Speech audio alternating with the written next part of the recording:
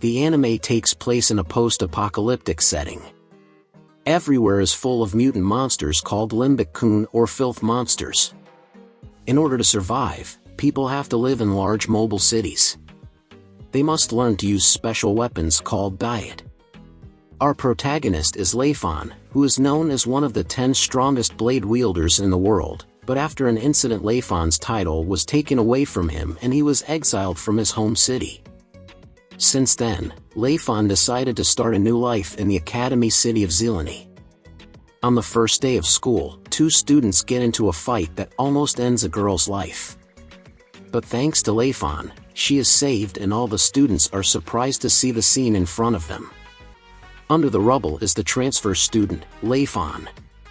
In the waiting room, the student council president welcomes Leifan with a small talk. In the academy city of Zeleny, he's the one with the highest power. His word is supreme.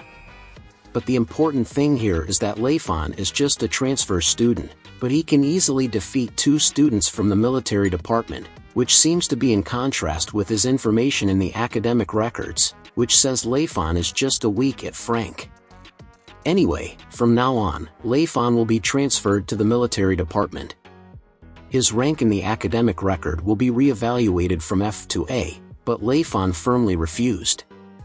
He just wants to be a normal student, but all of his words are useless to the Supreme President, and eventually he's forced to come to the military department, under the control of the 17th Platoon Captain, Nina. After school, Leifan runs into a weird lolly. As it turns out, she also belongs to the 17th Platoon. Just like Leifan, she was also forced to transfer to the military department. The president exempts Leifan's tuition fee. Leifan is asked to choose a sword and Nina would have his ability. As the battle begins, Leifan easily predicts Nina's every move, but he still acts naive as he knows nothing. In the end, Nina uses a sword technique that knocks Leifan out. Everyone, except for Feli, doesn't know that it's all just Leifan's acting. Feli wants to expose Leifan. She asks him, "Are you just pretending?" To such a straight question Leifan pretends not to understand what she wants. Feli, the younger sister of the student council president, begins to confide. She was forced to transfer to this platoon because of him Leifan. It was her brother who planned to force him to join the 17th Platoon. There's a contest in this world called the flag snatching, which would decide the ranking of the cities. The higher the rank, the more oil and minerals that city will possess. Yes, oil, minerals, etc. are the things that determine the status and survival of each city, and Zeleny has already lost 2 matches in a row. Today is a practice match day in which the 17th Platoon will be the attacking team and the 16th Platoon will be the defense team. In order for the attacking team to win, they will have to defeat all members of the defense team or successfully hunt for the flag in the garrison area. As for the defense team, they will have to buy themselves time or defeat the captain of the 17th Platoon. Nina immediately jumps forward as bait. Meanwhile, Leifan continues pretending to hide his skills. Apart from Captain Nina, all the other members of his platoon are pretending. Charnet is a sniper, but he is afraid to shoot it wrong. Leifan is even worse. His skills are accidentally hidden by his acting.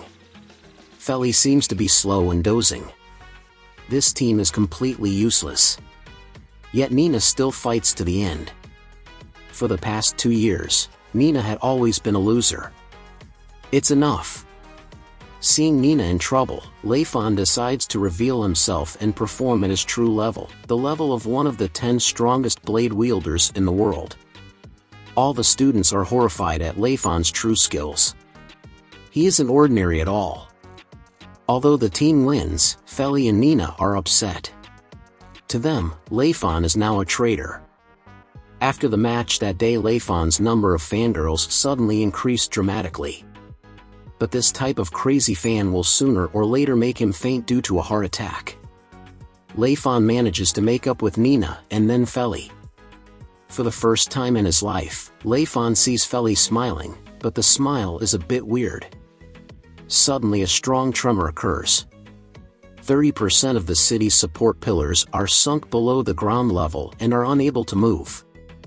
In addition, that is also in the nest of the monsters.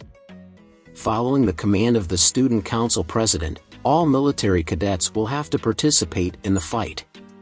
Leifon rushes to the scene, trying to advise Nina to evacuate. He says they are real monsters. It's completely different from the usual practice battles. But Nina still firmly refuses. Protecting the city is her responsibility. Soon, Nina regrets her words. This is the reality, the cruel truth. Leifon moved to Academy City with the hope that he could start a new situation. A peaceful life without monsters. But Leifon once again cannot ignore the current situation. While Nina is in complete despair, is my life going to be over right here? The beast gets split into 2 pieces on the spot, followed by the 2, 3, or 4, and many dozens of monsters that are destroyed by only one person, Leifon. Nina, get out of here right now, he will handle the rest by himself. After slaying all the larvae, Leifon begins to search for their nest. There, Leifon finds a mother monster. Restoration 01 is activated. One swing of Leifon's blade clears everything. All the monsters are wiped out and the Academy City is saved, but most people think there's the strength of their friendship and solidarity that repels the monsters. After that day, Leifon and the 17th Platoon consistently win in inter-team matches, which makes Nina start to feel self-deprecating and envious of Leifon's strength. 500 kilometers ahead of the city, they discovered an evolving monster within the city. Except for Leifon, no one can beat it. So the president prepared a special and huge blade for Leifon. He is very satisfied with this blade. Next, Leifon sets out on a quest to slay a level 5 monster. But as he approaches, the monster begins to mold again. Turns out it was just a trick. It has waited for its prey to come close before molting completely. If Leifon couldn't defeat it here, the entire Academy City would be wiped out by the beast. After a day and a night of fighting, Leifon is now able to cut down one of its wings. But to him, it isn't enough. Even if it's 2 or 3 days, he will have to play with it to the end, but at that moment his blade gets overhead loaded and the damage is drastically reduced. Suddenly, a gunshot rings out. Then Captain Nina and Charnette show up. Neither then comes up with a plan based on the adult monster's voracious appetite. They will lure it to a giant cliff. At the bottom of the cliff, Captain Nina will act as a decoy. As the monster begins to descend, Charnette snipes, activating a mine trap on the cliffs. From now on, Leifon will take over the rest.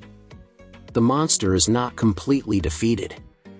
This anime name is Chrome-Shelled Regios. This is not the end. The anime has 24 episodes,